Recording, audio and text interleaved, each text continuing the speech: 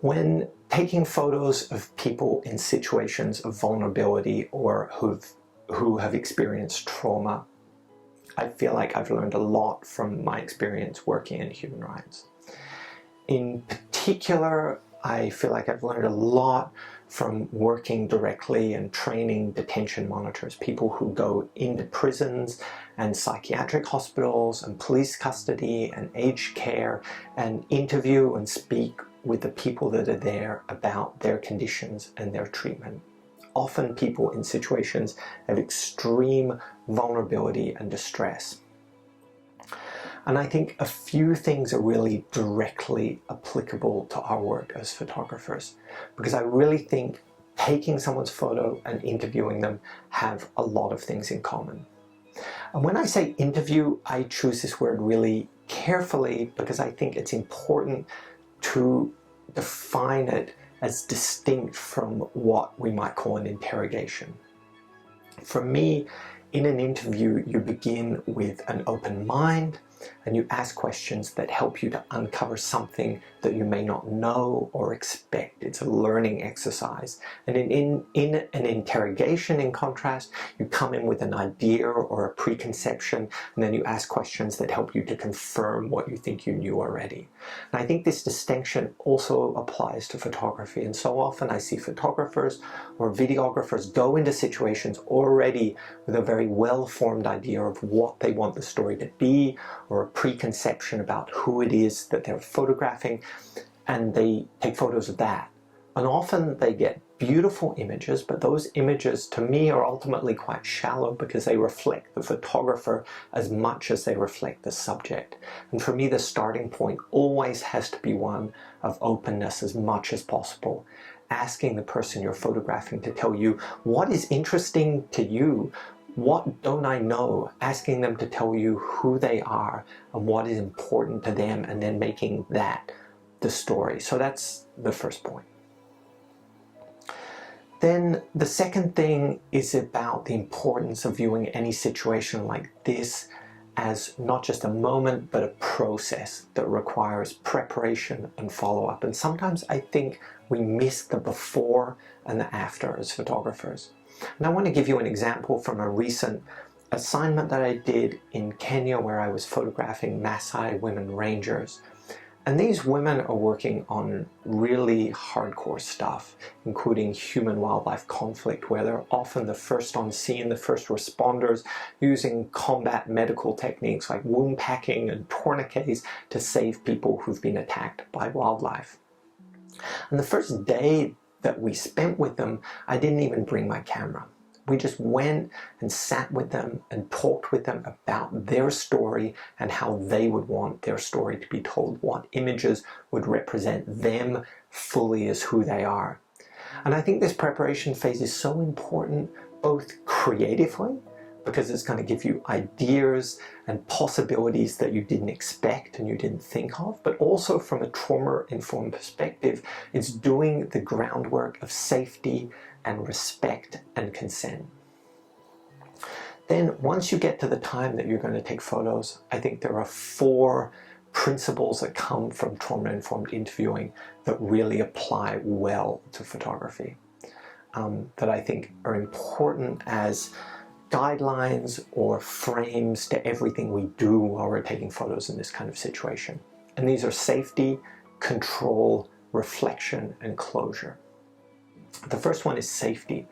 And here I mean both physical safety and psychological safety of you and the person that you're photographing. And this includes thinking about the setting, the timing, and who else is there, and being proactive and asking simple questions like, do you feel comfortable? Is this a good time? Is this a good place? And by paying attention to both verbal and non-verbal cues.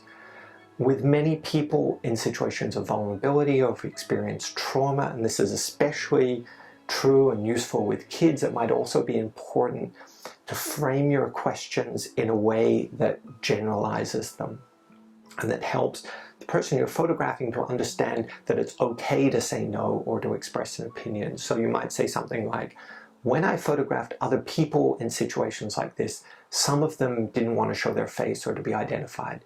Do you want to do that as well? to make it clear that these are actual real options that are open to them, that the questions are more than just ticking boxes and formalities. And I think this is especially true in cultural settings where you might not be super familiar with the norms, where saying no to a foreigner or to an adult might be really hard or impossible. And so doing everything that you can to make it clear that these are options that are okay for the person to take. This also applies to the second thing, which is control. This means giving the person you're photographing control of the situation, helping the person you're photographing to see that you're giving the option, that you're giving them the option to be there or to leave or to withdraw their consent at any time.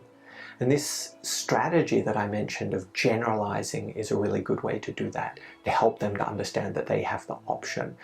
When I've photographed other kids, some of them in the middle of having their photo taken decide that they're not into it and they want to stop. Is that how you feel as well? And sometimes if you're paying attention to non-verbal cues as well, you might see that they're saying yes, but showing discomfort in some other way. And so in this kind of situation, it might be important to give them an easy way out, to say, shall we take a break or get some water? And afterwards, maybe they're not going to come back.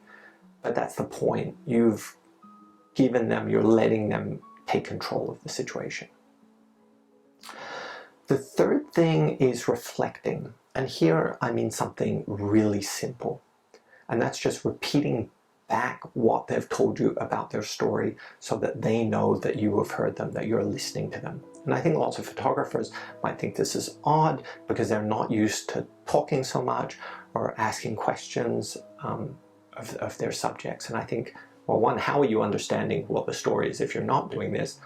But it's also so important in these trauma-informed contexts. And it's easy to do. Reflecting just means actively saying it back to them, saying, I want to make sure I heard you. You said, and then just using their own words back to them, making sure that they're heard and that they know that they're being heard. Then the fourth thing is about closure. And it means finishing both with care and with clarity about what is happening next. Talking again about how you might use the image and that you might actually not use it, that they have the opportunity still to withdraw their consent, showing them the photo you took on the back of your camera, thanking them for their time, reminding them of why you're there in the first place in a way that is empowering, that gives them what we'd call mastery of the situation, saying things like, thank you for your story, it has helped me so much to understand this situation, or your story is going to be so helpful to others who want to understand what is happening here. So those four things, again, are safety, control, reflection, and closure. And then, of course, is follow-up.